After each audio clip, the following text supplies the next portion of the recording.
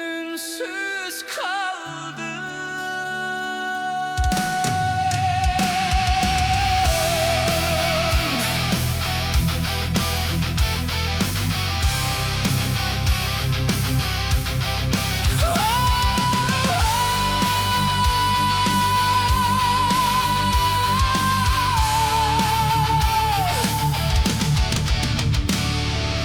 Hoşultun esimde şımşır tele köçöler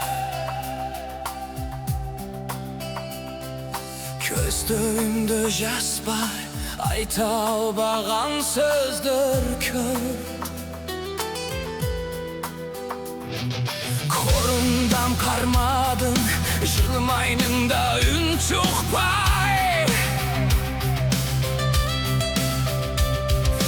Yüreğim sezip durdu Mulkaş toşu ekenin ay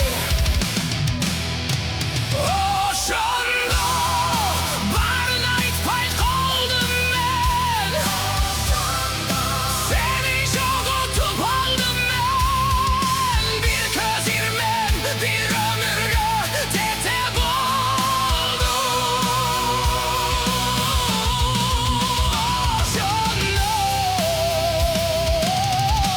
Yürek yalnız kaldı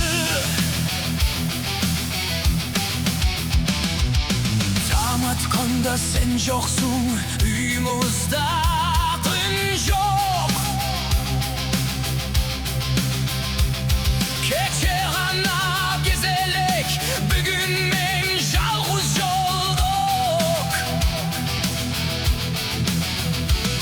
Sürektördü karayımın o bakıda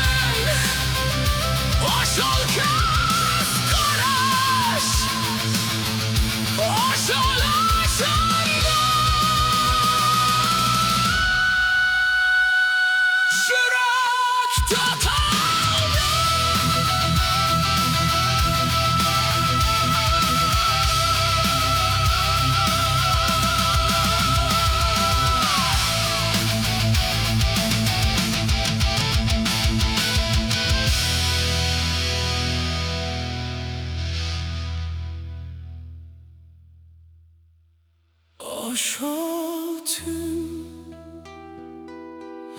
ünsüz kara Hoş balışanda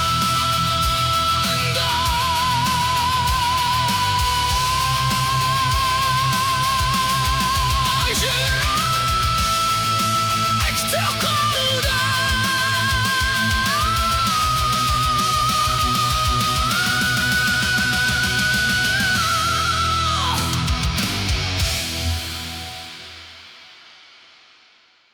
boşaltın.